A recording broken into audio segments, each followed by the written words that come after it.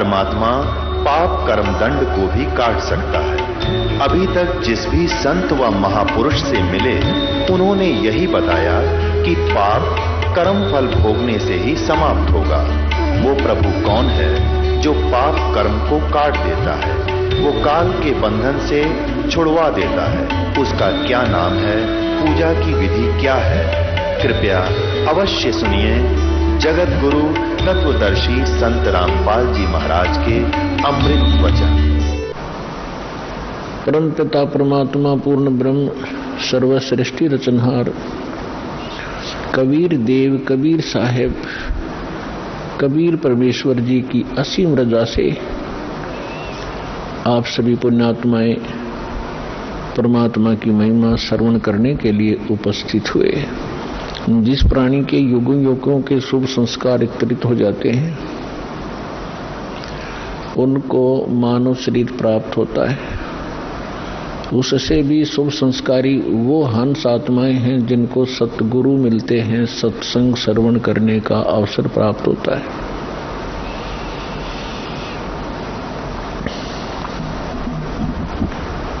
पुण्यात्माओं, आज तक हमें परमात्मा की ABC का भी ज्ञान नहीं था। हम कह भी अध्यात्म मार्ग का नहीं जान पाए, चाहे हम अपने आप को कितने ही विद्वान मानते रहे, चाहे हमने वेदों को कंठस्थ याद भी कर लिया, श्रीमद् भगवद गीता के सभी श्लोक भी हमने रट रखे थे, क्योंकि इसके विषय में परमेश्वर स्वयं आकर ही बताते हैं, गुरु बिन काहू न पाया ज्ञाना, जो थो था उस छड़े मूड किसाना। गुरु बिन वेद पढ़े जो प्राणी, समझ न सारे रहे अज्ञानी। होय होय, परमेश्वर ने 600 वर्ष पहले बताया था कि ये ऋषि महर्षि ब्राह्मण लोग, विद्वान संत मंडलेश्वर वेदों को कंठस्थ तो याद कर लिया, इनकी प्रभुता भी बनी हुई है। कोई चतुर्वेदी, कोई त्रिवेदी, कोई दिव्यवेदी के इन्होंने चारों वेदों को कंठस्थ याद कर रखा है। किसी ने 3 वेदों को, वो त्रिवेदी कहलाता है। किसी ने 2 वेदों को कंठस्थ याद कर रखा था, वो दिव्यवेदी कहलाते थे। अपने आत्माओं, यहाँ परमात्मा कहते हैं कि प्रत्येक प्राणी, प्रत्येक आत्मा, जब से वो परमात्मा कहते हैं मेरे से बिछड़ी है, उसी के तुरंत बाद इसको एहसास हो गया है कि हमसे गलती हो चुकी है और हमारी कोई अनमोल वस्तु हमसे छीनी जा चुकी है और उसके बगैर हम रह नहीं सकते, उसके बगैर हम सुखी नहीं हो सकते। उसको अब हम परमात्मा कहते हैं। तो जिस कारण से इस आत्मा ने उस वस्तु को पाने के लिए एक बरसक प्रयत्न किया और अभी तक वो सशक्त प्रयत्न जारी है। उसके लिए उन्होंने जंगलों में जाना, राज त्याग देना भी उचित समझा।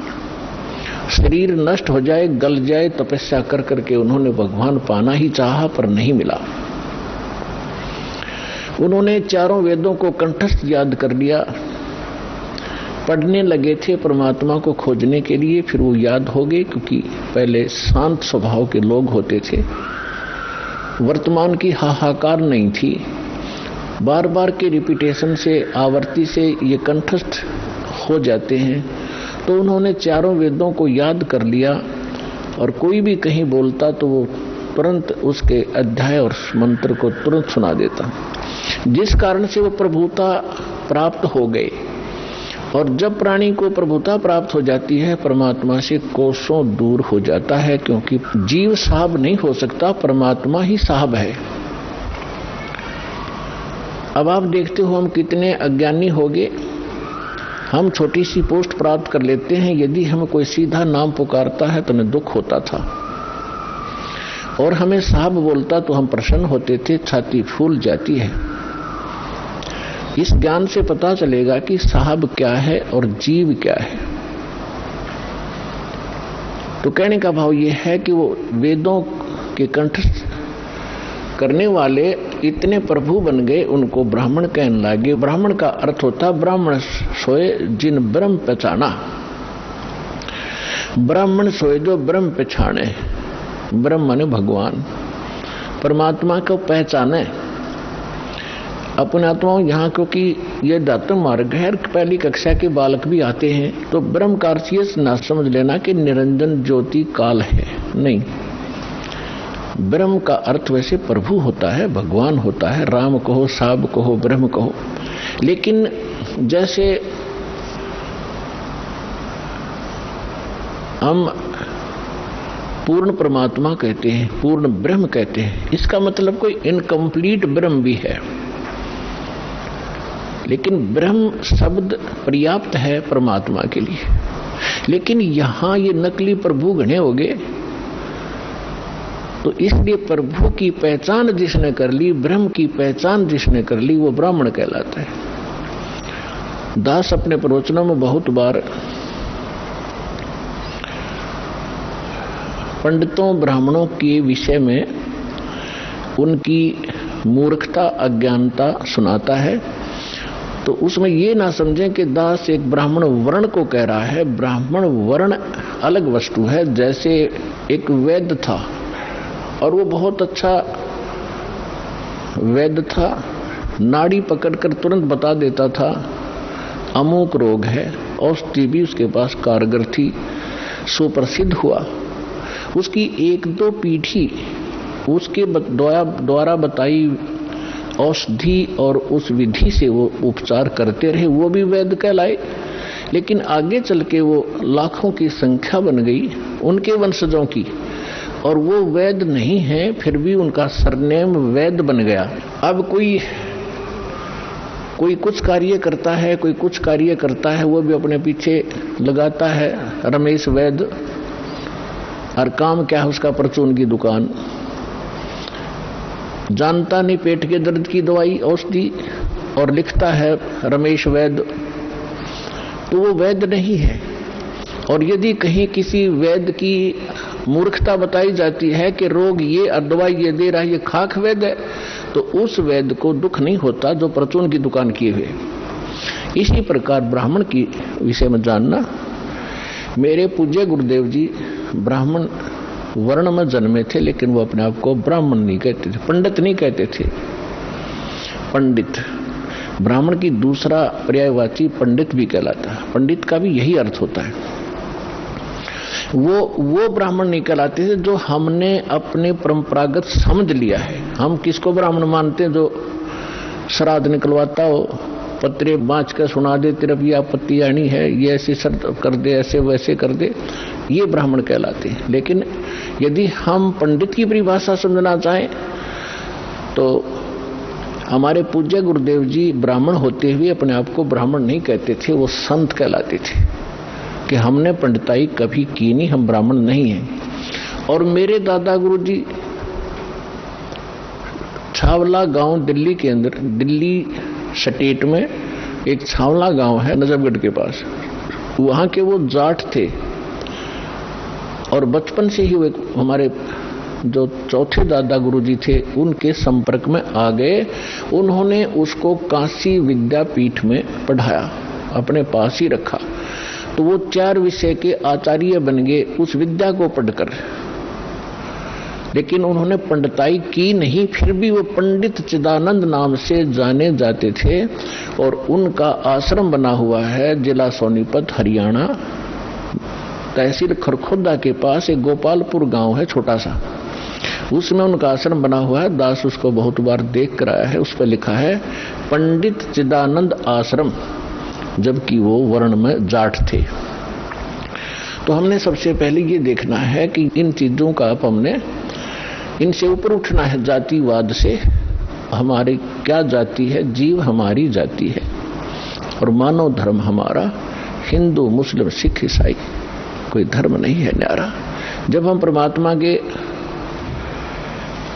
इस अध्यात्म ज्ञान से परिचित होंगे, फिर हमने कोई भी दूसरा सा नहीं दिखेगा, ना कोई मुसलमान दिखाई देगा, ना कोई ईसाई दिखेगा, ना हमें कोई हिंदू दिखेगा, ना कोई सिख दिखाई देगा। हम एक पिता की संतान हैं, हम परमात्मा के लिए ही विभाजित हुए हैं, परमात्मा के लिए अब हम एक होंगे, क्योंकि हमें ज्ञान हो जाएगा। हम रूढ़िवादी नहीं रह सकते, क्योंकि परमात्मा ने शिक्षा इसीलिए आपको दी है। अब हम अपने प्रसंग पर आते हैं। गुरु बिन काहू न पाया ज्ञाना, जो थोथा भूस छेड़े मोहुड किसाना। गुरु बिन वेद पढ़े जो प्राणी, समझन सार रहे अज्ञानी। अब तो कहते हैं प्रत्यक्ष को प्रमाण की आवश्यकता नहीं पड़ती, क्योंकि दास ने परमेश्वर कबीर जी के द्वारा दी गई उस बुद्धि से, दास एक जीव बुद्धि है, और जब परमात्मा रजा बख्शते हैं, यही जीव परमात्मा वाले ही ज्ञान को आगे चला सकता है, सुना सकता है और उसको समझ सकता है। तो उस परमात्मा की कृपा से आपके समक्ष ये तो हो ही चुका है कि यथार्थ ज्ञान क्या है, अध्यात्म मार्ग कैसा है, और ये भी आप खूब समझते हैं कि आज तक हमारे सदग्रंथों को हमारे ही ऋषि महर्षि गुरु ब्राह्मण आचार्य शंकराचार्य इस सिलेबस से परिचित नहीं थे, तो खाक टीचर थे वो। जीवन अपना नाश किया, हमारे पूर्वजों का बट्ठा बैठा दिया, भूत बनवा दिए, फिर उनके श्राद्ध निकलवाने शुरू कर दिए। तो इस तरह की भ्रमणा अज्ञानता से फैलती है। तो आज तक हमारे जितने भी ऋषि महर्षि हुए हैं, इवन ब्रह्मा विष्णु महेश, इनको कोई अध्यात्म ज्ञान नहीं था। पुण्यात्माओं, परमात्मा ने 600 वर्ष पहले कहा था ये ज्ञान, लेकिन उस समय हम शिक्षित नहीं थे। हमारे धर्मगुरु केवल संस्कृत भाषा पढ़ा करते थे और सदग्रंथ भी संस्कृत भाषा में थे, जिस कारण से हम अपने भगवान को ना पहचान सके, ना अध्यात्म ज्ञान को जान सके। और इन अज्ञानी ऋषि महर्षि आचार्यों शंकराचार्यों ने परमात्मा का विरोध करके जनता को भ्रमित किया कि अशिक्षित जुलाहा धानक, ये नीच जाति का, ये क्या जाने सदग्रंथों के विषय में, क्योंकि ये संस्कृत नहीं जानता। तो उस समय नकलियों की दाल खूब गल गई, लेकिन मालिक तो मालिक ही होता है, सहनशील भी होता है। वो जो उद्देश्य लेकर चलते हैं वो बीच में भड़बड़ाते नहीं। उसी समय धर्मदास नाम के एक महापुरुष परमात्मा की शरण में आए थे, जो हिंदू धर्म में जन्मे थे, और ये इन्हीं भगवानों की पूजा किया करते थे, जिसके विषय में परमात्मा कबीर जी कहा करते थे, तीन देव की जो करते भक्ति, उनकी कदे ना होवे मुक्ति। 600 वर्ष पहले चौराहे पर खड़ा होकर कहा करते परमात्मा, जहां ये ब्राह्मण कथा कर रहे होते थे।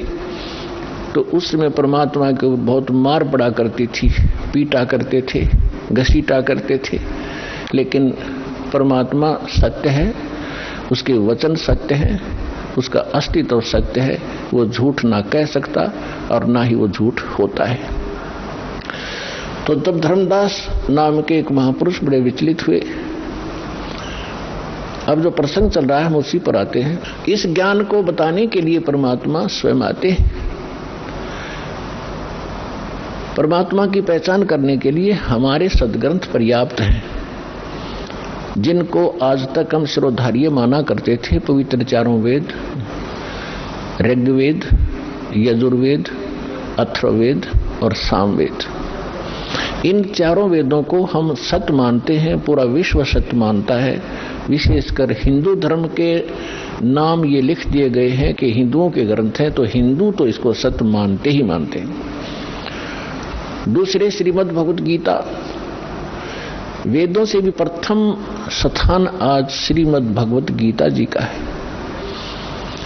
क्योंकि ये एक छोटा ग्रंथ है और चारों वेदों का निष्कर्ष है, और उसके बाद 18 पुराण। तो हमारे जो धर्मगुरु अब लगभग 2,500-3 हजार वर्ष से जो हमारे धर्मगुरु रहे हैं, उन्होंने केवल पुराणों को ही महत्व दिया और साथ में श्रीमद् भगवत गीता को भी उन्होंने समांतर सम्मान दिया है, और इन्हीं के पठन पाठन से मोक्ष बताया है। और उन्होंने ये भी कहा है कि हम जो ज्ञान दे रहे हैं इन्हीं ग्रंथों के आधार से दे रहे हैं। तो पुण्यात्माओं, परमात्मा को पहचानना पड़ेगा।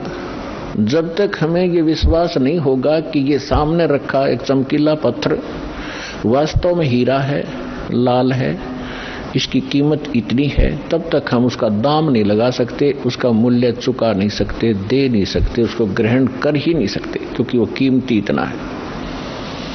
इसी प्रकार जब तक हम परमात्मा को नहीं पहचानेंगे और हमें दृढ़ विश्वास नहीं होगा कि सचमुच ये है भगवान, तो तब तक हम दृढ़ नहीं होंगे, उसकी कीमत दे नहीं सकेंगे, अर्थात हम उसको प्राप्त नहीं कर सकते। तो उसके लिए हमने सबसे पहले ये जानना होगा, दृढ़ निश्चय करना होगा कि जिस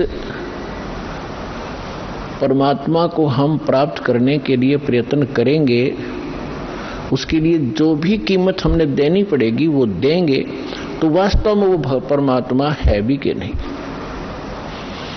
तो उसकी पहचान के लिए हमने कोई आधार बनाने पड़ेंगे। उसके लिए आधार क्या है? सर्वप्रथम हमारे सद्ग्रंथ। वैसे तो सर्वप्रथम हम मानते हैं प्रत्यक्ष दृष्टा को, लेकिन फिर भी हम अपने उस छोरी को हम नकारा नहीं कर सकते, जिसको आज तक श्रोधार्य मानते रहे और सत्य मानते रहे। तो हम पहले छुरी फिर प्रैक्टिकल, दोनों से हम सिद्ध कर लेंगे कि सचमुच कौन है परमात्मा। तो इसके लिए हमने सबसे पहले अपने सद्ग्रंथों की छुरी को देखेंगे कि उनमें क्या लिखा है, और फिर प्रैक्टिकल।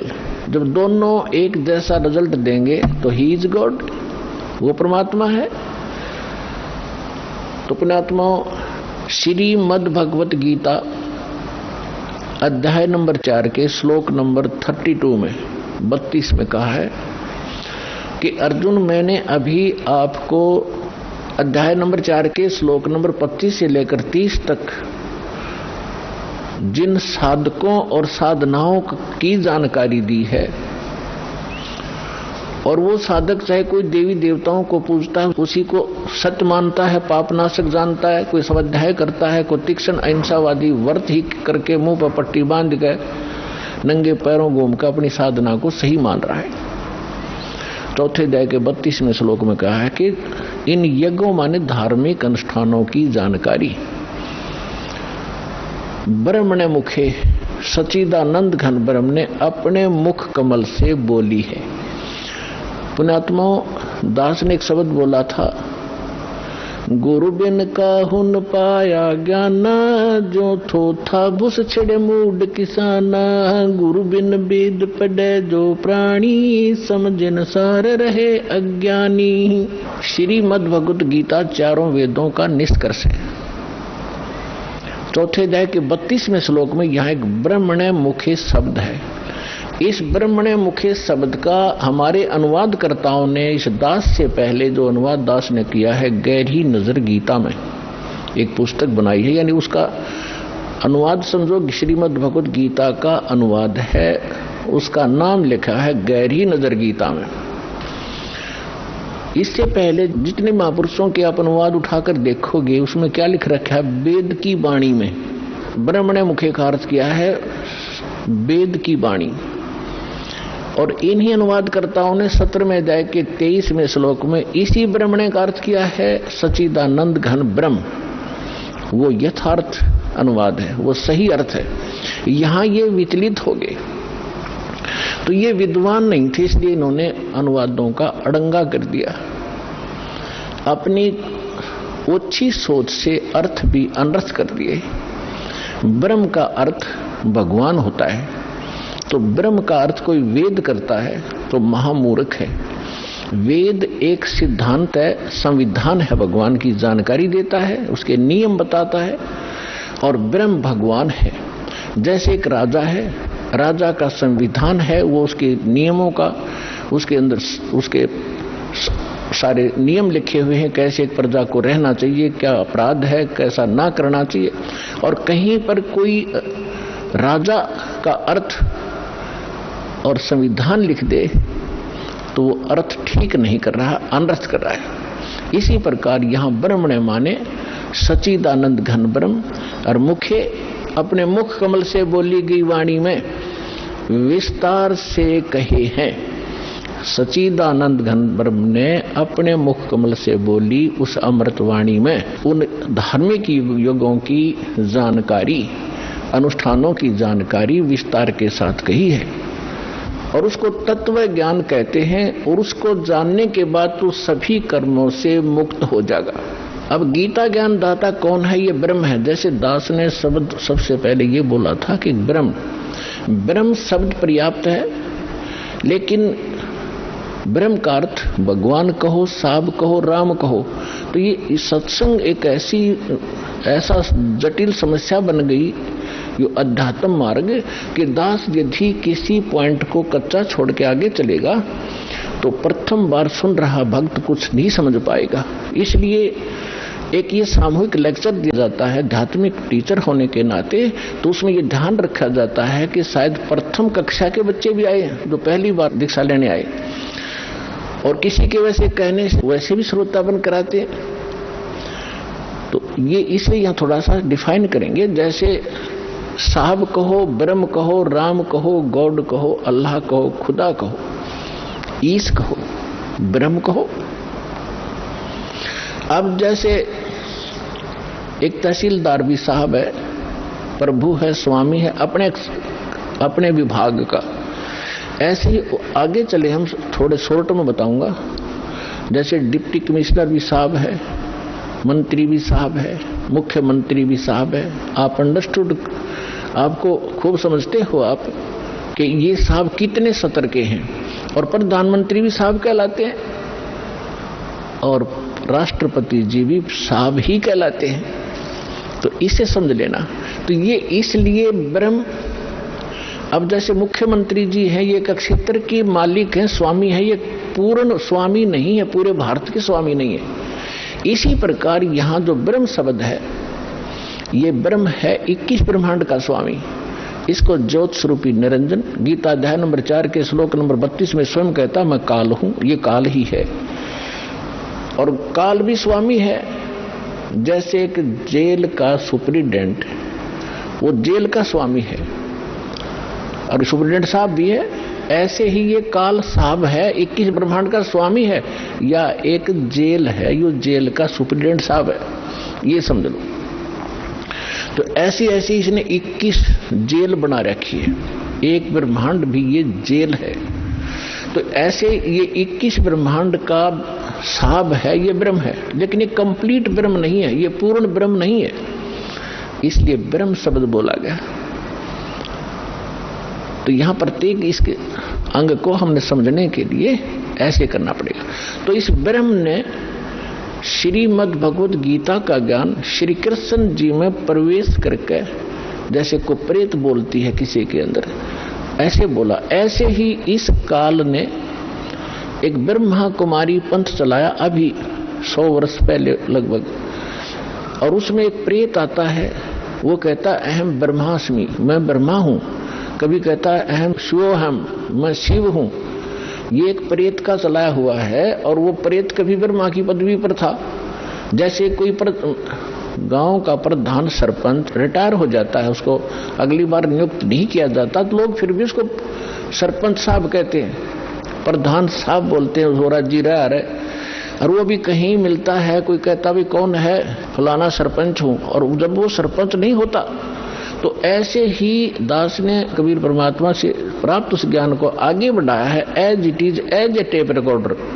दास का इसमें इतना ही योगदान है कि दास को परमात्मा का जो अंतःकरण टेप रिकॉर्डर ठीक कर दिया उस परमेश्वर कबीर जी ने, और उसमें अपना ज्ञान भर दिया, और दास बोल कर सुना रहा है रिकॉर्ड करके, इतना सा योगदान है। तो ऐसे दास बहुत बार बताता है आपको कि ये ब्रह्मा विष्णु महेश जो वर्तमान में यहाँ 3 लोक के एक एक विभाग के मिनिस्टर हैं, साहब हैं, इतने राम हैं, इतने भगवान हैं, ये इनकी भी मृत्यु होगी, और ये मृत्यु को प्राप्त होकर आम जीव की तरह 84 लाख योनियों में, प्रेत योनियों में भटक रहे होंगे। और अन्य पुण्य आत्माओं को फिर से काल अपनी दुर्गा पत्नी से जन्म दे करके उस पदवी पर बैठा देता है। तो उनमें से ये पंथ चलाने वाला जो ब्रह्मास्मि में शिवोस्मि, तो ये वो भूत है जो कभी ब्रह्मा के पद पर रहा है, अब उसका अस्तित्व कुछ नहीं, वो रिटायर्ड सरपंच समझ लो, एक्स सरपंच, अब उसका कोई अस्तित्व नहीं। तो वो बोल के उसने वो पंथ चला दिया। आज भी उसकी मुरली सुनकर, वो भूत की बात सुनकर एक बहुत बड़ा जनसमूह अपना जीवन नाश कर रहा है। दास का प्रयत्न किसी की निंदा करना नहीं, दास का प्रयत्न है कि सभी हम एक परमात्मा के बालक बच्चे हैं, बहन बेटी भाई, और उसको उस काल ने ये जाल फैला रखा है कि मैं इतने पंथ चला दूंगा नकली कि कोई समझ नहीं सकेगा ओरिजिनल पंथ कौन सा है। तो दास ऐसा प्रयत्न कर रहा है कि जैसे पहले की अभी बहुत बार होती रहती है घटनाएं कि कोई 500,000 के नोट नकली छाप देता है और सरकार को जो पता चलता है तो दोनों ओरिजिनल और डुप्लीकेट दोनों के दोनों मीडिया के माध्यम से, समाचार पत्रों के माध्यम से उनकी पहचान कराई जाती है कि ये इस टाइप का डुप्लीकेट है, ये ओरिजिनल है। तो सरकार निंदा नहीं कर रही होती, एक महापरोपकार करती है। तो दास का यही प्रयत्न समझ लेना कि हमारे जो यथार्थ सदग्रंथ है वो तो हमारे ओरिजिनल नोट है, ओरिजिनल सदग्रंथ है, और उसके अतिरिक्त कोई अनुभव बता रहा है, कोई मार्ग चला रहा है, वो डुप्लीकेट है, वो हानि हो रही उनके जीवन की। तो दास ने कोई शौक नहीं है किसी की, इसको आप आलोचना का नाम देते हो तो आपकी बुद्धि अच्छी नहीं है, आपको अध्यात्म ज्ञान नहीं है। तो इसी प्रकार ये काल ने स्वयं, इसमें श्री कृष्ण जी के अंदर स्वयं काल प्रवेश कर गया। श्री कृष्ण भी ये 3 लोक के प्रभु हैं, एक विभाग के, इसके अंदर आम प्रेत नहीं प्रवेश कर सकता, इनके अंदर, इनमें इतनी पावर होती है। तो उनके अंदर काल स्वयं आया और उसने गीता का ज्ञान दिया। तो यहां ब्रह्म बोल रहा है इस गीता को। अब हम परम अक्षर ब्रह्म कहेंगे, उसको पूर्ण ब्रह्म कहेंगे, जो इससे अन्य परम शक्ति है, और उसको हमने पाना है। अब क्या कहा है कि वो सच्चिदानंद घन ब्रह्म ने अपने मुख कमल से, गीता ज्ञानदाता स्वयं कह रहा है, उस धार्मिक अनुष्ठानों की जानकारी विस्तार के साथ कही है, और उसको तत्व ज्ञान कहते हैं। और उस ज्ञान को प्राप्त करके प्राणी सभी कर्मों से मुक्त हो जाता है, उसका वो छुटकारा पा लेता है, उसका पुनर्जन्म नहीं होता। चौथे अध्याय के 34वें श्लोक में कहा कि अर्जुन,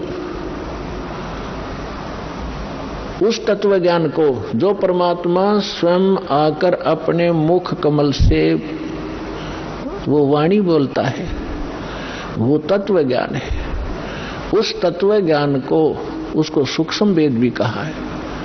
उस तत्व ज्ञान को तू तत्वदर्शी संतों के पास जाकर समझ, उनको दंडवत प्रणाम करने से, कपट छोड़कर सरलता पूर्वक प्रश्न करने से वो तत्वदर्शी संत तुझे उस परमात्म तत्व का, अर्थात तत्व ज्ञान का उपदेश करेंगे। अब 15वें अध्याय के प्रथम मंत्र में उस तत्वदर्शी संत की पहचान भी बता दी है कि जो संत उल्टे लटके हुए संसार रूपी वृक्ष के, ये संसार रूपी वृक्ष है अर्जुन, ऊपर को जड़ वो तो पूर्ण परमात्मा है, पूर्ण ब्रह्म है, जिस जो सबका धारण पोषण करता है। 15वें अध्याय के 1 से लेकर 4 श्लोक में और 16-17 श्लोक में 3 पुरुष, 3 भगवान, 3 ब्रह्म स्पष्ट किए हैं। सरपुरुष कहो, सरब्रह्म कहो, ये तो काल है। सर माने नासवान, ये 21 ब्रह्मांड का स्वामी, ये सरब्रह्म है। और दूसरा अक्षर ब्रह्म, अक्षर पुरुष कहो, चाहे प्रभु कहो, स्वामी कहो, राम कहो, ब्रह्म कहो, ये 7 शंख ब्रह्मांड का स्वामी है। इसकी आयु बहुत लंबी है, लेकिन इसकी भी मृत्यु है, इसलिए इसको भी अक्षर पुरुष कहा है, ये चिरस्थायी है। और फिर तीसरे नंबर का जो परमात्मा है, परम अक्षर ब्रह्म कहलाता है, वो बताया उत्तम पुरुषत्व अन्य, जो 17वें श्लोक में कहा 15वें अध्याय के, उत्तम पुरुषत्व अन्य परमात्मा इति उदाहरता। ये लोग त्रयम् अविश्य विवर्ती, अवैश्वर है। वो परमात्मा इन दोनों से अन्य है जो 15वें अध्याय के 16वें श्लोक में सरपुरुष और अक्षर पुरुष कहे हैं। इनसे कोई अन्य है वो परमात्मा जो सबका धारण पोषण करता तीनों लोकों में प्रवेश करके। तो 15वें अध्याय के प्रथम श्लोक में बताया कि ऊपर को जड़ और नीचे को शाखा वाला ये उल्टा लटका हुआ संसार रूपी पीपल का वृक्ष समझो, एक फॉर एग्जाम्पल दिया है। और जो संत इसके सभी विभाग बता दे न्यारे न्यारे भिन्न भिन्न सवेदवित, वह वेद के तात्पर्य को जानने वाला है, वह वेद का ज्ञाता है, वो तत्वदर्शी संत है।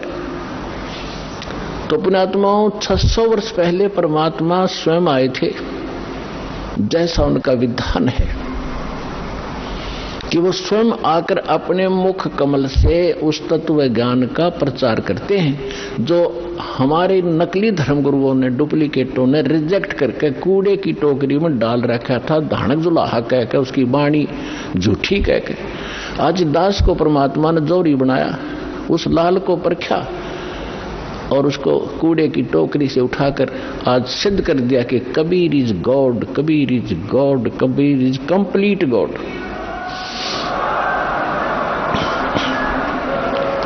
और जिसको पाकर उसके बच्चे आज धनी हो रहे हैं, अध्यात्म मार्ग से वो पूर्ण, अध्यात्म धन से वो परिपूर्ण होते जा रहे हैं, जो उनका सुख का मूल है। और शास्त्र विरुद्ध साधना दुख की मूल होती है, जो आज तक हम सभी करते रहे। अब जो प्रसंग चल रहा है उसी पर आते हैं कि परमात्मा ने 600 वर्ष पहले आकर कहा था, अक्षर पुरुष एक पेड़ है, निरंजन वाकी डरे, तीनों देवा शाखा है, भाई पात रूप संसारे।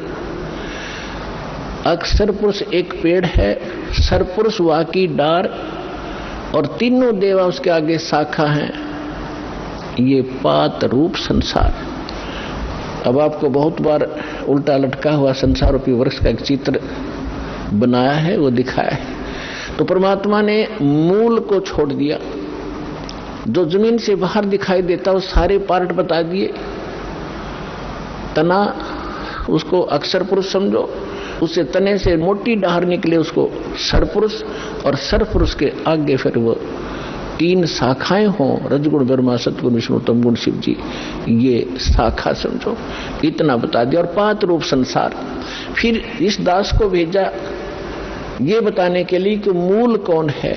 ये जड़ वही है जो सबका धारण पोषण करता है, सबका उत्पन्न करने वाला है, सबका संरक्षक है, जो सर्व सुखदायी है, जो परम अक्षर ब्रह्म, जो अविनाशी परमात्मा है, वो वही है। कौन?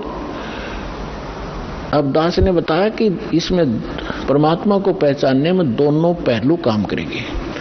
एक तो हमारी थ्योरी, हमारा जो सिलेबस पाठ्यक्रम, और साथ में प्रैक्टिकल। पाठ्यक्रम बता रहा है और फिर वो प्रैक्टिकल, जिन्होंने प्रैक्टिकल किया, उन महापुरुषों ने जिनको भगवान मिले, सचखंड लेकर गए, सतलोक ले गए, फिर वापस छोड़ा, उनमें से 6-7 शुभ नाम दास का याद है। आदरणीय धर्मदास साहिब जी, गांव बांधवगढ़, मध्य प्रदेश, वर्तमान में छत्तीसगढ़ होगा वो।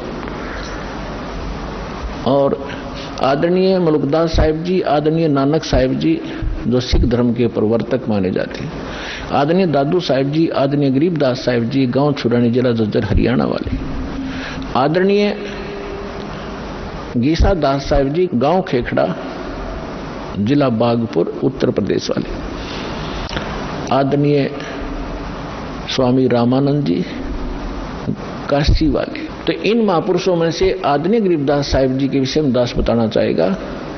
उन्होंने कहा कि हम सुल्तानी नानक तारे दादू को उपदेश दिया, जात जुलाहा भेद न पाया, वो काशी माहे कबीर हुआ। अनंत कोट ब्रह्मांड का एक रति नहीं भारे, सतगुरु पुरुष कबीर हैं, ये कुल के सिरजनहारे। तो वो जड़ है उस संसार रूपी वृक्ष की, वो कबीर है। कबीर परमात्मा कौन?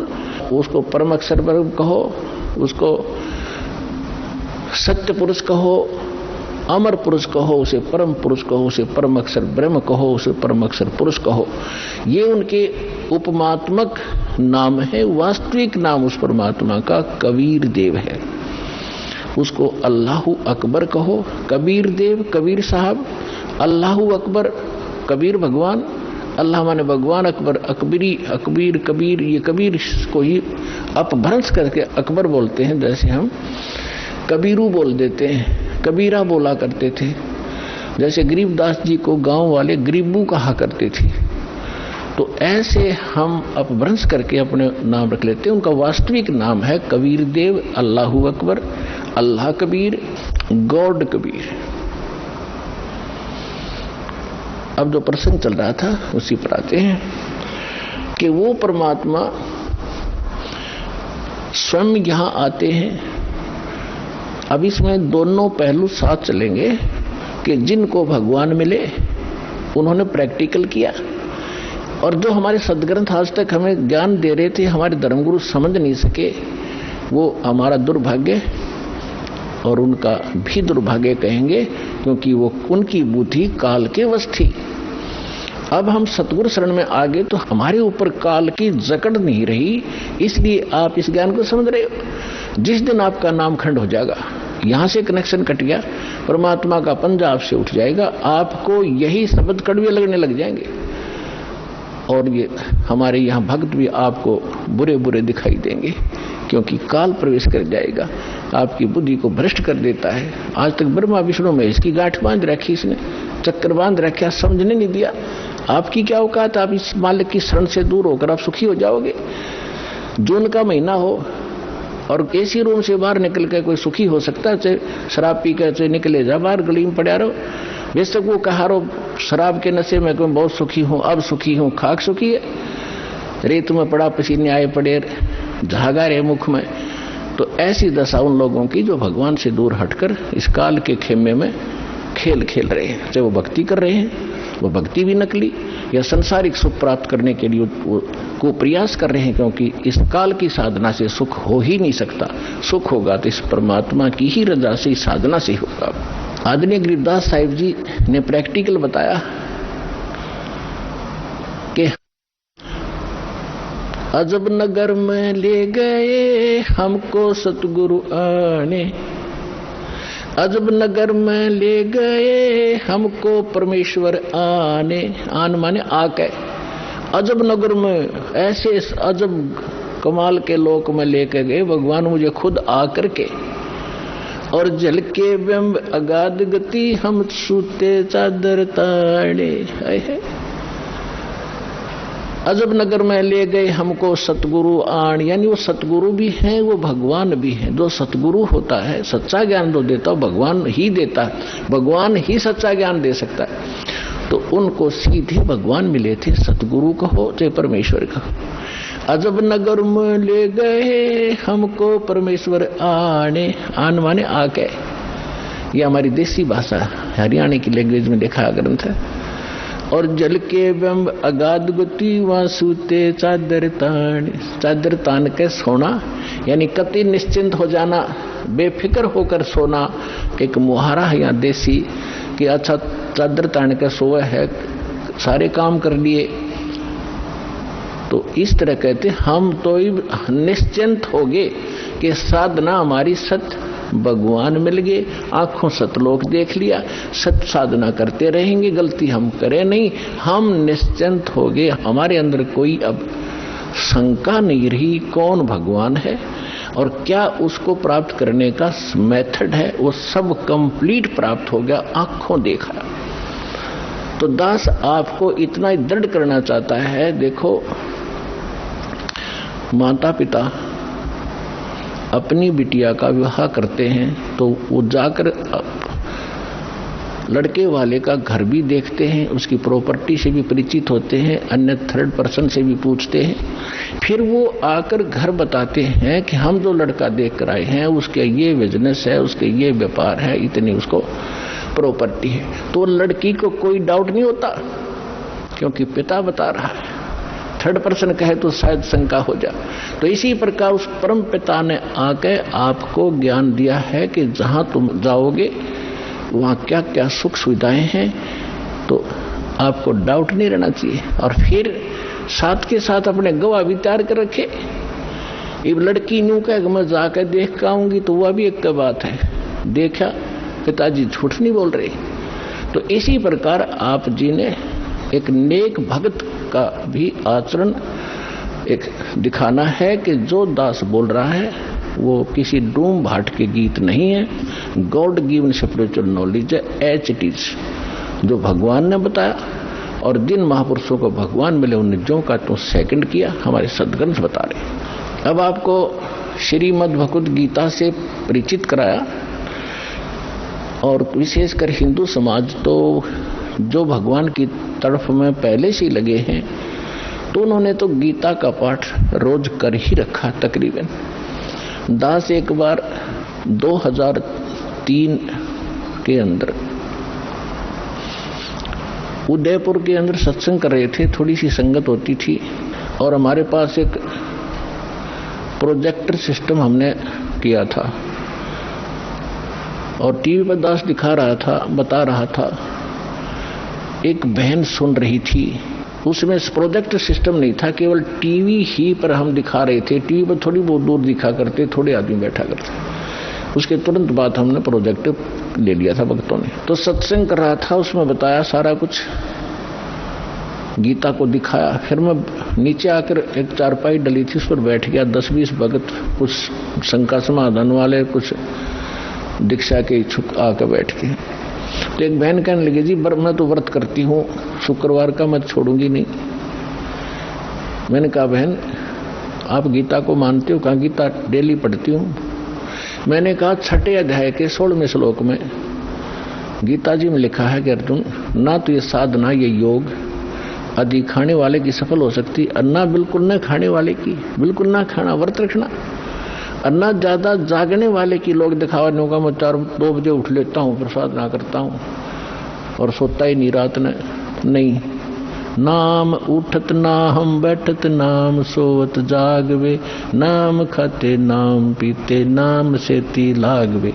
ठीक है, जो वृद्ध हैं जिनको काम नहीं, किसी टाइम उठो और बैठो करो सेवा साधना, लेकिन सारे दिन मेहनत करने वाला आदमी कैसे उठ लेगा? 2 बजे 10 बजे सोया हुआ, या 11 बजे सोने पाओ आजकल। तो कहने का भाव यह है कि ना घना जागने वाले का, और ना घना ज्यादा सोने वाला भी मूर्ख है। संध्या पढ़कर सोया उठ 9 बजे। आइए अब हम उन श्रद्धालुओं के अनुभव जानते हैं जो जगत गुरु तत्वदर्शी संत रामपाल जी महाराज जी से दीक्षा प्राप्त कर चुके हैं तथा उनके द्वारा बताए गए भक्ति मार्ग पर चल रहे हैं। सर नमस्कार। नमस्कार सर, क्या नाम है आपका? सर, मेरा नाम गुरदीप दास है। कहाँ से आए हैं? सर, मैं डिस्ट्रिक्ट कुरुक्षेत्र, तहसील पिहेवा के गांव धनीरामपुरा में रहता हूँ। संत रामपाल जी महाराज से नाम दीक्षा कब लिया आपने? सर, संत रामपाल जी से मैंने सन 2004 में नाम लिया, नवंबर में। सर, संत रामपाल जी महाराज की शरण में आने से पहले क्या भक्ति साधनाएं करते थे आप? सर, संत रामपाल जी की शरण में आने से पहले मैं बचपन से ही, जैसे कि हमारे माता पिता निरंकारी पंथ से जुड़े हुए थे, और वही साधना बचपन से मुझे मिली वो कर रहा था।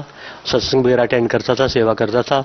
उसके अलावा हमारे पास में ही उरनाया गांव में, वहाँ शिव का मंदिर है, वहाँ भी जाता था, और उसके अलावा गुरुद्वारा वगैरह में भी आता जाता रहता था। सर, जो साधनाएं आप करते थे उन सभी साधनाओं को करने से आपको क्या लाभ मिले? सर, इसके बारे में हमें पता नहीं था भी भक्ति से लाभ होता क्या है, लेकिन थोड़ा सा अंतरात्मा में ऐसा क्वेश्चन उठता था, कोई ऐसी भक्ति मिल जाए जिसके मोक्ष की प्राप्ति हो जाए। सर, अब आपने नाम दीक्षा कहाँ से ले रखी है? सर, इस समय मैंने संत रामपाल जी महाराज से दीक्षा ले रही। सर, कहा जाता है कि गुरु नहीं बदलना चाहिए, गुरु बदलना पाप है। सर, पहले आपने किसी और पंथ से नाम दीक्षा ले रखी थी, अब संत रामपाल जी महाराज को गुरु बना लिया है। सर, क्या कहना चाहेंगे? सर, एक ये झूठी धारणा है कि गुरु नहीं बदलना चाहिए। जैसे कोई आदमी बीमार हो जाता है तो उसका इलाज उस डॉक्टर से नहीं हो पाता तो दूसरे डॉक्टर पर जाता है, और इस धारणा पे वो चिपका रहे कि डॉक्टर को नहीं बदलना तो मर जाएगा। इसी प्रकार ये मोक्ष का मार्ग है, और इस मोक्ष के मार्ग पर हमें पता लग रहा है कि वहाँ मोक्ष नहीं हो सकता, तो हमें गुरु बदल लेना चाहिए। सर, हम आपसे ये जानना चाहेंगे कि संत रामपाल जी महाराज के शरण में कैसे आए आप? सर संत रामपाल जी की शरण में परमात्मा की कृपा से ही मैं आया सर। बचपन में मेरी अंतरात्मा में ऐसा क्वेश्चन उठता है, जो पवित्र शास्त्र गीता जी है, इसमें कोई ऐसा ज्ञान है जिससे मोक्ष हो सकता है। जैसे 8वीं में 10वीं क्लास में पढ़ता था स्टूडेंट लाइफ में, तो मेरे मन में आता था कि गीता जी में कोई ऐसा रहस्य है जिससे मोक्ष की प्राप्ति हो सकती है। और परमात्मा की कृपा से ही हमारे गुरुदेव संत रामपाल जी की लिखी हुई एक पुस्तक गहरी नजर गीता में हमें प्राप्त हुई। उसमें जब पढ़ा तो देखा जो हम निरंकारी पंथ में कर रहे हैं उससे टैली नहीं करता वो भक्ति। तो इसलिए थोड़ा स्टंट भी हुए, अलर्ट हुए भी ये भक्ति तो मोक्ष नहीं दे सकती। तो हमने संत रामपाल जी की शरण को ग्रहण किया। सर हम यहाँ पे आपसे ये बात जानना चाहेंगे कि संत रामपाल जी महाराज से नाम दीक्षा लेने के बाद आपको क्या लाभ मिले? सर संत रामपाल जी की शरण में आने के बाद हमें सैकड़ों लाभ हुए। अगर आपको बताना शुरू करूंगा तो शायद इतना टाइम नहीं आप दे पाओगे, लेकिन जो मेन लाभ मैं आपको बताता हूँ। सबसे पहला लाभ तो ये हुआ कि मुझे नौकरी मिली, जिसकी कि मुझे आस नहीं थी कि मुझे नौकरी मिलेगी। आज परमात्मा ने मुझको UHB में असिस्टेंट इंजीनियर बनाया है, ये परमात्मा की कृपा से है। दूसरा लाभ ये हुआ मुझे सर कि मेरी मैरिज 2000 में हुई थी। 4 साल तक वो निरंकारी पंथ में साधना करते हुए मुझे पुत्र की प्राप्ति नहीं हुई, संतान नहीं मिली थी। और 3 बार भक्तमती के पेट में जो बच्चा था वो डिस्ट्रॉय हो जाता था। लेकिन जब संत रामपाल जी की शरण में आए तो नाम लेने के बाद तो हमें पुत्र रत्न की प्राप्ति हुई। ये पुत्र रत्न की प्राप्ति मुझे संत रामपाल जी की शरण में आने के बाद दूसरा ये लाभ हुआ। तीसरा लाभ सर मुझे ये हुआ कि परमात्मा ने मुझे जीवन दान दिया। एक बार ना पुराना आश्रम है गुरुदेव का बरवाड़ा में, वहां पे गए हुए थे। जब गुरुजी से आशीर्वाद लेने गए तो गुरुजी कहने लगे बेटा दर्शन के लिए जल्दी जल्दी आया करो। तो मेरी बुद्धि इतनी मोटी थी, मैं समझ नहीं पाया कि परमात्मा संत रामपाल जी क्या कह रहे हैं। मेरे मन में था मैं 1 हफ्ते या 15 दिन के बाद चला जाता हूँ तो बहुत ज्यादा मैं तो दर्शन कर रहा हूँ। तो समझ नहीं पाया उस बात को कि परमात्मा, क्योंकि जो संत बोलता है तो संत ही जानते हैं, हम तो जीव बुद्धि के इंसान हैं, हमें नहीं पता। उसके 1 हफ्ते के बाद मैं इस्माइलाबाद, यहाँ एक कस्बा है पेवा के पास, वहां से आ रहा था। तो मुझे था 7 बजे का रात का टाइम था, भी जाके ना संध्या आरती करनी है। तो अंधेरा था, मोटर बाइक पे था सर मैं। आगे से एक शराब पी हुई थी एक आदमी ने, वो स्कूटर पे था, उसकी स्कूटर की लाइट भी नहीं थी। वो तो उस समय पता लगा उससे टकरा गया मैं। और 70 की स्पीड मेरी मोटरसाइकिल की थी, उसकी पता नहीं कितनी होगी। तो मैं हाईवे पे 20 फुट ऊपर जैसे फुटबॉल उछलती है वैसे उछल गया। उसके बाद परमात्मा की कृपा से ऐसा हुआ कि नीचे आता आता मैं उसकी स्कूटर पे गिरा, नीचे वो आदमी, उसके ऊपर मैं गिरा। और स्कूटर है जो उसकी स्लाइड कर रही है अपोजिट डायरेक्शन में, 7 फुट तक स्लाइड करती गई। तो हेलमेट मेरा चकनाचूर, और जो मोटरसाइकिल थी वो खदानों में गई। और हाईवे पे इतनी ट्रैफिक होती है, परमात्मा ने ट्रैफिक को रोक दिया और मेरे को जीवन दान दिया। उसके बाद जब मैं गुरुदेव जी के पास गया तो मेरी बाजू में थोड़ा फ्रैक्चर था, पट्टी बंधी हुई थी। तो गुरुदेव कहते बेटा ये क्या हो गया? मैं गुरुजी मेरा एक्सीडेंट हो गया और मेरा हेलमेट भी चूरम चूर वहां पे हो गया। तो गुरुदेव बोले बेटा ये आपका मृत्यु का योग था, परमात्मा ने आपके श्वासों को बढ़ा दिया है। जैसे कि वेदों में बोला है ना, वो परमात्मा अपने जो सतभक्ति करते थे 3 मंत्रों की, उनके वायु संख्यान वर्धन, उनके वायु अपने उस सखा के सांसों को बढ़ा देता। मेरे साथ ऐसा ही हुआ। तो चौथा लाभ भक्त जी मुझे ये प्राप्त हुआ परमात्मा की शरण में आने के बाद कि मेरे पेट में एक पथरी थी, उसका बहुत ज्यादा दर्द होता था, सहन नहीं कर पाता, मैं रोता था। तो एक भगत था हमारे पास, रामदास भक्त, वो कहने लगा भक्तों के दर्द होगा तो ऐसा तो नहीं हो सकता। हम डॉक्टर के पास गए अल्ट्रासाउंड कराने के लिए, डॉक्टर भी 45 मिनट लगा रहा, वो भी नहीं खोज पाया भी क्या चीज है। उसके बाद आज तक 5 साल होने के मुझे कोई पेट का दर्द नहीं हुआ। परमात्मा की शरण में आने के बाद एक मेरे साथ और घटना जो घटी, हमारे घर में, हमारे आंगन में एक अमरूद का वृक्ष था, सारा सूख चुका था, उसकी एक टहनी बिल्कुल थोड़ी सी जिसमें 10 पत्ते थे वो हरी थी। तो उधर गुरुजी का सत्संग में सुन रहा था, जीवा दत्ता का, जो कि भ्रूंज शहर में गुजरात के रहते थे। परमात्मा को पाने का उन्होंने एक फार्मूला बनाया था कि परमात्मा कैसे मिलते हैं। ये फार्मूला बनाया था भी ये सूखी टहनी जो मैंने धरती में गाड़ दी है ना, जिस परमात्मा की शरणामत से ये सूखी टहनी हरी हो जाएगी वो परमात्मा होगा। तो मेरे मन में आया परमात्मा तो आज भी वही है जो उस समय था, तो इस अमरूद को भी कृपा कर दो, मैं इसके अमरूद होंगे ना आपकी शरण में लेके आऊंगा। तो आज भक्त जी वो अमरूद हरा का भरा है, लाल अमरूद, उसको इतने अच्छे लगते हैं, भक्त खाते हैं ना, वो कहते हैं इस लोक के अमरूद नहीं है, ये किसी दूसरे लोक के, वो परमात्मा की कृपा से मिले। ऐसे ऐसे भक्त जी कई लाभ हुए। जैसे एक बार कोई जरूरी डॉक्यूमेंट था, मैं अपनी उसमें रखा हुआ था अलमारी में, तो मैं उसको ढूंढ रहा था, मुझे नहीं मिला, 3 बार ढूंढ चुका था। मैंने ना दंडवत प्रणाम किया गुरु जी को, मैं परमात्मा आज आप रक्षा करना, ये जरूरी है, मुझे मिलना चाहिए, नहीं तो मेरी भक्ति में खंडन आएगा, चिंता बनेगी। तो तीसरी बार जब अलमारी को खोला, परमात्मा ने उस फाइल को सबसे ऊपर रख दिया। 3 बार प्राप्त करने से प्रयास नहीं मिला, चौथी बार परमात्मा की कृपा से सबसे ऊपर मिला। ऐसे ऐसे हजारों चमत्कार परमात्मा कर चुका है। सर, हिंदुस्तान में बहुत सारे धर्मगुरु हैं, संत रामपाल जी महाराज से नाम दीक्षा क्यों लिया आपने? सर, ये क्वेश्चन आपने काफी महत्वपूर्ण पूछा। गुरु तो बहुत है, लेकिन हमें आज तक गुरु जी के बारे में पता नहीं था भी असली गुरु कौन होता है और नकली कौन होता है। किसी भी गुरु को परखने के लिए कोई कसौटी होती है, कोई मापदंड होता है जिसपे उस गुरु को परख सकते हैं। आज तक हमें ज्ञान नहीं था, धार्मिक गुरुओं के शरण में तो गए हुए थे, लेकिन हमें ज्ञान नहीं था कि गुरु को परखना कैसे होता है। गुरु जी संत रामपाल जी के शरण में आने के बाद हमें पता लगा भी सच्चा गुरु क्या होता है। जैसे कि गीता जी के 16वें अध्याय में बताया है असली गुरु के बारे में, कहता है अर्जुन जो शास्त्र विधियों को त्याग कर भक्ति में मनमाना आचरण करता है, ना उनको कोई सुख, ना कोई सिद्धि, ना कोई परम गति। इसलिए भक्ति में तेरा क्या कर्तव्य है, क्या अकर्तव्य, इसके लिए शास्त्र प्रमाण है, और तो शास्त्र विहित ही कर्म कर। तो अब हमें पता लगा हम तो शास्त्रों से बाहर चल रहे थे। तो ये ज्ञान शास्त्रों के अनुसार आज संसार में कोई नहीं दे रहा। एक तो ये कारण है कि गुरु जी के शरण में आया। फिर उसके बाद जो मंत्र बताए गीता जी के 17वें अध्याय के 23वें श्लोक में, ओम तत्सत इति निर्देशे ब्रह्मणे त्रिविधि स्मृत है ब्रह्मण तेन वेदा च यज्ञ च विहिता पुरा। भी परमात्मा की प्राप्ति के लिए 3 ही मंत्रों का निर्देश है, ओम तत्व सत। जैसे गुरुदेव संत रामपाल जी ने बताया कि ओम तो खुला मंत्र है, तत्व सत कोड में है। आज वर्ल्ड में कोई भी ऐसा गुरु नहीं है कि तत्व सत को बता सके। ओम लेवल तक का भी कोई संत नहीं जिसको पूरी नॉलेज हो कि ओम की भक्ति के साथ क्या टर्म कंडीशन लागू होती है, कैसे किया जाता है, 5 तरह के यज्ञ चलते हैं। तो गीता जी में बताया गया है कि ओम मंत्र जिस परमात्मा का मंत्र है वहां से तो भक्ति की शुरुआत है, आरंभ करनी है। आज जितने भी ये संत महात्मा है कोई भी ओम की भक्ति नहीं दे रहा, तो इसलिए संत रामपाल जी के शरण में आया।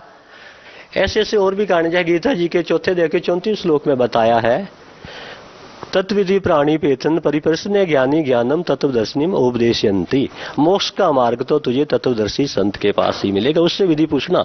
तो जितने भी ये संत थे, अगर ये पूर्ण संत होते तो तत्वदर्शी संत अपने नाम के साथ लिखवाते। अब कोई मेडिकल स्टोर की दुकान है तो मेडिकल स्टोर तो उसके ऊपर लिखा होगा ना। अगर डॉक्टर की दुकान तो डॉक्टर लिखेगा, किराने की दुकान तो किराना लिखेगा। जिस संत के पास ये भक्ति विधि थी वही तो लिख सकता। आज तक किसी भी संत ने तत्वदर्शी संत नहीं लिखा। तो ये गुरु वही गुरु है जो 4th अध्याय के 34 श्लोक में लिखा है, तत्वदर्शी संत।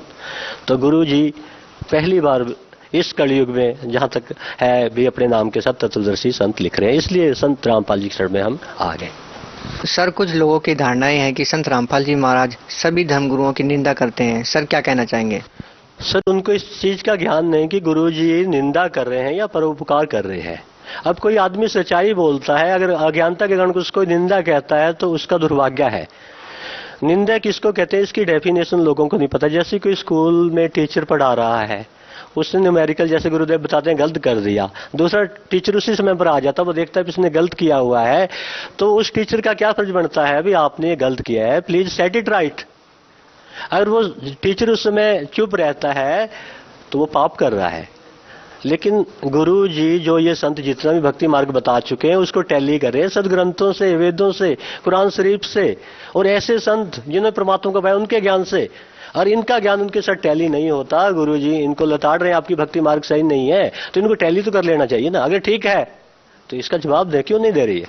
लेकिन ये भोले वाले जो हमारे भक्त आत्मा है उनको ये ऐसे भरमा देते हैं कि ये संत निंदा करता। वास्तव में ये संत निंदा नहीं कर रहे, ये सच्चाई बोल रहे हैं। और सच्चाई कड़वी होती है नीम की तरह, जो इसको खा गया ना उसके रोग दूर हो जाते हैं। सर, आप पेशे से इंजीनियर हैं, अब बरवाला जितनी बड़ी घटना हुई है, संत रामपाल जी महाराज जेल में है, सर संत रामपाल जी महाराज के प्रति अब आपका भाव कैसा है?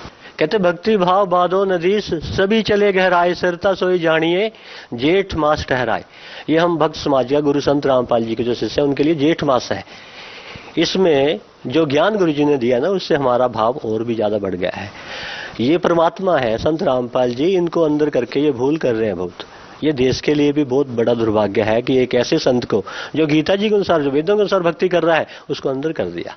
ये इन लोगों का दुर्भाग्य है। इनको समझ, सभी बुद्धिजीवी हैं जैसे हमारे देश के लोग हैं, बहुत विद्वान है, इनको देखना चाहिए कि किसी के भरमाने से कोई फैसला नहीं लेना चाहिए। दोनों पक्षों को सुनकर, जैसे किसी ने शिकायत की भी ऐसे ऐसे संत ये करते हैं वो करते हैं, तो हमारे आदरणीय जो प्रधानमंत्री मोदी साहब है, सीएम खट्टर साहब है, उनको विचार करना चाहिए था। संत रामपाल जी के पक्ष को भी सुनना चाहिए था, भी ऐसा कह रहे हैं क्या है।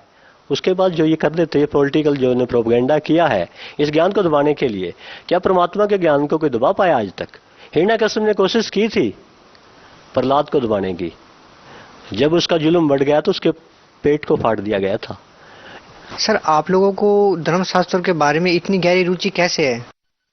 सर ये सारा ज्ञान गुरु संत रामपाल जी की कृपा से प्राप्त हुआ, उनका दिया हुआ ज्ञान हम बता रहे हैं। जैसे गुरु जी बताते हैं कि हमारे पवित्र चारों वेदों में, गीता जी में नहीं, गुरु ग्रंथ साहब में भी, जैसे गीता जी में बताया आपका मोक्ष 3 मंत्रों से होगा, इसी प्रकार साम वेद के 822 नंबर पेज पे भी लिखा है, मनीषी भी कबीर परिकोष आशीष दत्त तृतीय नाम है। जो परमात्मा जब धरती पर आते हैं ना, जीवात्मा के उद्धार के लिए 3 नाम देते हैं। जो क्या करते हैं, जनन शरण इंद्र से वायु संख्यान वर्धन, उसको जन्म और मृत्यु के रोग से निकाल देते हैं, उसको पवित्र करते हैं और उसको सतलोक ले जाते हैं। यही बात सदगुरुदेव ने हमें बताई कि कुरान शरीफ में भी लिखी हुई है, सूरत फुरकानी सूरा नंबर 42 आयत नंबर 1 में एन सीन कप, ये 3 मंत्र हैं। यही बात गुरु ग्रंथ साहब पवित्र शास्त्र में बोली गई है 1328 नंबर पृष्ठ पे, पवित्र गुरु ग्रंथ साहब के। अग्नि बिंब पवंदी बाणी 3 नाम दे दासा, ते तस्कर जो नाम न लियो मर मर पचे 50। तो ये संत गुरु जी का जो नाम है, गुरुदेव ने जो हमें दिया है, वो नाम ऑथेंटिक है। तो जो भक्त समाज आज आप जैसे कहते पढ़े लिखे नहीं है, उनके बच्चे घर में पढ़े लिखे हैं, उनके बताने से उनको इस मार्ग को समझकर भक्ति के मार्ग पर लग जाना चाहिए, जिससे उनका भी उद्धार हो और जो पढ़े लिखे हैं उन सब का उद्धार हो। सर जो साधक आज भी संत रामपाल जी महाराज से जुड़ना चाहते हैं, वो संत रामपाल जी महाराज से कैसे जुड़ सकते हैं? सर जो लोग संत रामपाल जी से जुड़ना चाहते हैं, आज टीवी चैनल पे आजकल गुरुदेव के सत्संग आ रहे हैं, उनके नीचे पीले येलो कलर की पट्टी आती है, उसमें मोबाइल नंबर होते हैं, उन पे संपर्क करके आप जैसे जिला वाइज सदगुरु जी ने नामदान देने के आदेश दिए, वहां पे जाके अपना उद्धार करवा सकते हैं भक्तात्मा। सर संत रामपाल जी महाराज से नाम दीक्षा लेने के लिए कितने पैसे देने होंगे? सर इसके लिए कोई पैसा नहीं देना पड़ता, ये तो लोग वैसे अफवाह उड़ाते हैं। हम जब नाम लिए था कोई पैसा नहीं लिया गया, उल्टा वहाँ से अच्छा खाना मिलता है रहने के लिए और स्नान के लिए, और अच्छा खाना पे मिलता है, कोई पैसा नहीं लिया जाता। ये तो लोग वैसे एक तरह की अफवाह उड़ाते हैं, ऐसा कुछ नहीं है, सच्चाई है, वहाँ कोई पैसा नहीं लिया जाता। सर सतलोक आश्रम बरवाला के बारे में आप क्या कहना चाहेंगे? सतलोक आश्रम बरवाला पूरी धरती पर एक बहुत अच्छा स्थान है, जहाँ के परमात्मा की भक्ति की शुरुआत इस कलयुग में हुई है और परमात्मा वास्तविक स्थान दे रहे हैं। ऐसा पवित्र स्थान मेरे अंदाजे में तो पूरे विश्व में कहीं भी नहीं है। सर भगत समाज को क्या संदेश देना चाहेंगे? सर भक्त समाज को संदेश तो नहीं, करबद्ध होकर हम प्रार्थना ही कर सकते हैं कि आज तक जितने भी हमारे हिंदुस्तान में इस कलयुग में संत हैं, किसी को भी परमात्मा के बारे में नॉलेज नहीं, परमात्मा कौन है जिसका ऑथेंटिक प्रूफ ये दे सके। जबकि गीता जी के 8वें अध्याय के 9वें श्लोक में लिखा है, कवियम पुराणम अति सीताराम अचिंत्य वर्णन आदित्य वर्णन प्रशस्ते। वो परमात्मा जब यहाँ धरती पर आता है तो एक कवि का रोल करता है, उस परमात्मा की भक्ति करनी चाहिए और इसी बात का समर्थन हमारे वेद भी करते हैं।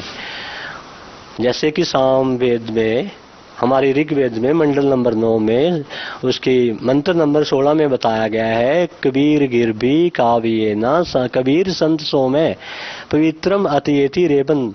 वो कवियम जो कवि रूप में परमात्मा यहाँ धरती पर आता है, अपनी कबीर वाणी के माध्यम से, अपनी कविताओं के माध्यम से अपनी भक्तात्माओं को पवित्र करता है और 3 मंत्र का नाम देता है। उसको यहाँ प्रसिद्ध कवि की उपाधि दे दी जाती है, जिसके बारे में गीता के 8वें अध्याय के 9वें श्लोक में कवियम बोला है, उसको यहाँ कवि की उपाधि दे दी जाती है।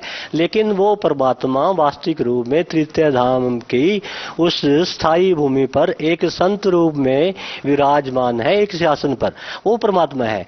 आज तक जितने भी संत थे उनको ये नहीं पता परमात्मा कौन है। कोई परमात्मा को साकार कह रहा है, कोई निराकार है कह रहा है, किसी ने आज तक नहीं बताया कि परमात्मा कबीर है, जिसको कि गुरु संत रामपाल जी ने शास्त्रों के आधार पर सिद्ध कर दिया। इसलिए भक्त समाज से मैं यही करबद्ध प्रार्थना करता हूँ कि शास्त्रों को ध्यान से, गुरुदेव जी की सत्संग को सुनो और उनके आधार पर जैसे वो प्रमाण देते हैं परमात्मा कौन है, उसकी प्राप्ति का क्या साधन है। जब प्रमाण मिल गए तो किंतु परंतु कोई क्वेश्चन नहीं रह जाता, तो आपको परमात्मा की भक्ति करके यहाँ से पीछे छुड़वाना चाहिए, ये संदेश देना चाहता हूँ। सर बहुत बहुत धन्यवाद आपका। सच